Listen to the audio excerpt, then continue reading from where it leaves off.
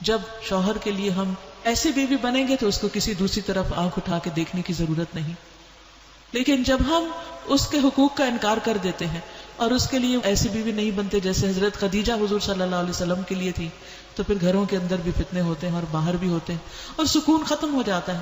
اور شیطان جو ہمارا دشمن ہے وہ چاہتا یہی ہے کہ گھروں کے اندر سے سکون ختم ہو، خوشیاں ختم ہوں اور فتنے فساد ہوں. اس لیے بہت ضروری ہے کہ ہم اپنے اندر اعلیٰ کردار پیدا کریں، اور ایسے نہیں کہ چھوئے موئے بن جائیں کہ اگر شوہر پریشان ہے تو ہم اس سے زیادہ پینک کریٹ کر دیں اور چیخنا چلانا شروع کر دیں اور گھر کے اندر ایک مصیبت ڈال دیں. نہیں، کام ڈاؤن. اللہ نے عورت کو محبت کرنے والا بنایا ہے، کیئرنگ بنایا ہے، کیونکہ ماں کا روپ دیا ہے نا.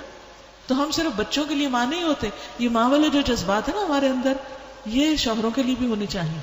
کیونکہ ایٹ ٹائم شوہر بچوں جیسا بہیو کرنے لگتے ہیں تو اس موقع پر پریشان نہیں ہونا چاہیے. اس موقع پر بہت محبت کے ساتھ، تحمل کے ساتھ، بہت پیار کے ساتھ اور بہت کیئر کے ساتھ اس کا حوصلہ بڑھانا چاہیے.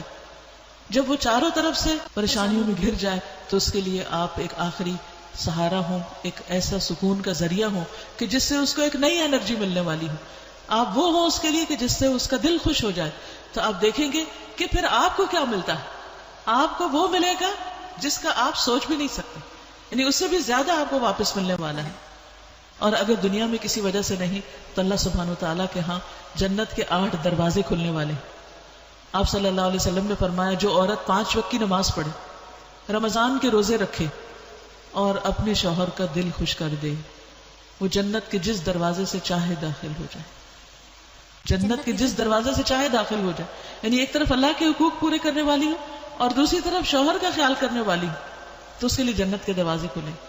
تو اس لیے ہم خواتین کو، آپ سوچ رہی ہوگی کہ ہمیں کیوں بار بار نصیحت کریں، اس لیے کہ آپ میرے سامنے بیٹھے. میں اس وقت مردوں سے خطاب نہیں کر رہی، میں عورتوں سے کر رہی ہوں. اگر ہم اپنا رول پہچان لیں، ہم اپنی ذمہ داری پوری کریں تو انشاءاللہ وہ بھی اپنی ذمہ داری پوری کرے. کیونکہ محبت سخت سے سخت انسان کو پگھلا دیتی ہے.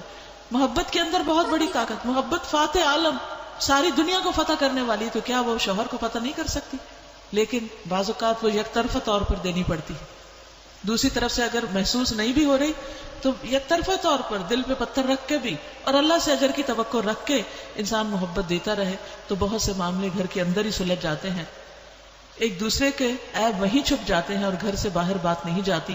کیونکہ اللہ تعالیٰ نے دونوں کے رشتے کو ہن لباس لکم وانتم لباس لہن بتایا ہے کہ وہ تمہارے لیے لباس ہیں اور تم ان کے لیے لباس ہو.